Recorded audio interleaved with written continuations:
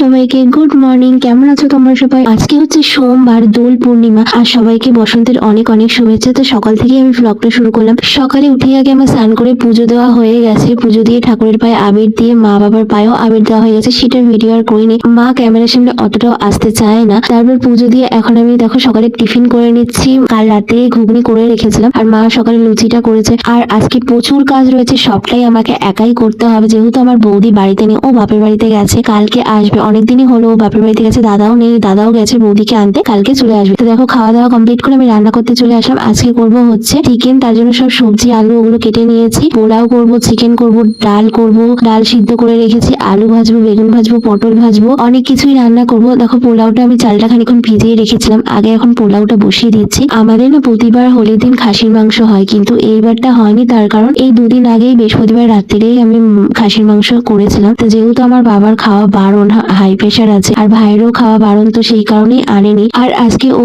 আসবে খেতে, ওকেও বলেছে মা, কিন্তু ও অতটা মাছ মাংস পছন্দ করে না, ডাল ভাত খেতে খুব ভালোবাসে। সেই কারণেই আর কি ডাল আর ভাজাটা করা। ও ডাল ডিম ভাজা খেতে ভীষণ ভালোবাসে, পোলাও মাংস ওগুলো একদমই পছন্দ করে না। পোলাওটা আমি অল্প করেই করেছি, যেহেতু বৌদি নেই বাড়িতে, দাদা নেই, খাওয়ার লোকও বেশি নেই। আজকে খুব ব্যস্ততার মধ্যে রয়েছি, তাই সবটা দেখাতে পারছি না। আমি অল্প অল্প করেই সব ভিডিও করেছি, বেশি করতে পারিনি। সব ক্লিপগুলো আমি নিতে পারিনি, কারণ একা হাতে ভিডিও করছি প্লাস রান্না করছি, খুবই সমস্যা হচ্ছে। বৌদি থাকলে ওই আমাকে ভিডিও করে দেয়। তাই আমাদের খেতে খেতে অনেক বেলা হয়ে গিয়েছিল, প্রায় 4টে বেজে গেছিল, কারণ ও আসলো। তারপরে আমরা একটুখানি ফটো তুললাম, ভিডিও করলাম। এদিকে পোলাওটাও বসানো হয়ে গেছে, তারপরে আমি মাংসটাও বসিয়ে দিয়েছিলাম, আর পাশে ইন্ডাকশনে ভাত বসিয়ে দিয়েছি। আলু ভাজা, পটল ভাজা, বেগুন ভাজা ওগুলো করেছিলাম, ওগুলো আর ভিডিও করাই হয়নি। তারপরে দেখো এখন আমি রেডি হয়ে গেছি, ও চলে এসেছে। এখন কিন্তু অনেকটাই বেলা হয়ে গেছে, 3টে মতন বাজে। তা প্রথমে আগে ওর পায়ে একটু আবির দিয়ে নিলাম। এটা কিন্তু আমি প্রতি বছরই করি, ওর পায়ে আবির দিয়ে প্রণাম করি। আজকের দিনে ওর প্রচুর কাজ, মানে ডিউটির এত চাপ যে খাওয়ার টাইমটুকুও থাকে না, তবুও প্রতি বছরই ও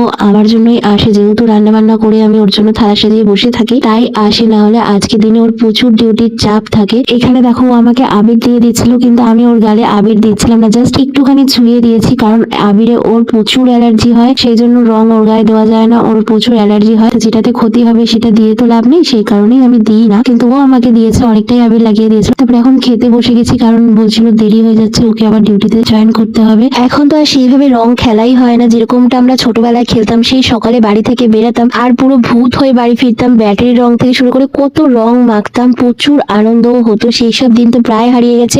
এখন তো সবাই খালি আবির লাগিয়ে ফটো তোলে, ব্যাস, আর কিছুই না। সেভাবে কেউ আর রং খেলে না। আমি এখানে যা যা সাজিয়ে দিয়েছি, ও কিচ্ছু খায়নি, পোলাও মাংস কিছুই খায়নি, শুধু ডাল আর ভাত খেয়েছে। আমি আগেই বলছিলাম যে ও ডাল ভাত খেতেই খুব ভালোবাসে, ডাল ভাত, আলু ভাজা আর ডিম ভাজা, ব্যাস, আর কিচ্ছু লাগবে না। একদম এসব মাংস মাছ এগুলো খেতে চায় না। আমি ওকে সবসময় এরকম থালা সাজিয়ে দিই। জন্মদিনের সময় আসলে এত কিছু রান্না করে ও, কিন্তু ও কিচ্ছু খায় না। তবুও আমার ভালো লাগে, আমি জানতাম ও পোলাও এগুলো খাবে না, কিন্তু তবুও আমার ওর জন্য রান্না করে থালা সাজিয়ে দিতে খুব ভালো লাগে। আর পোলাওটা দেখেছো কতটা ঝরঝরে হয়েছে? পোলাওটা আজকে খুবই ঝরঝরে ছিল, মানে সবসময় ঝরঝরেই হয়। তা আমার তো আজকের হোলি দিনটা এইভাবে কাটলো। তোমাদের হোলি দিনটা কার কিরকম ভাবে কেটেছে আমাকে কিন্তু কমেন্ট করে অবশ্যই জানিও। আজকের ব্লগটা এইটুকুই, বাই।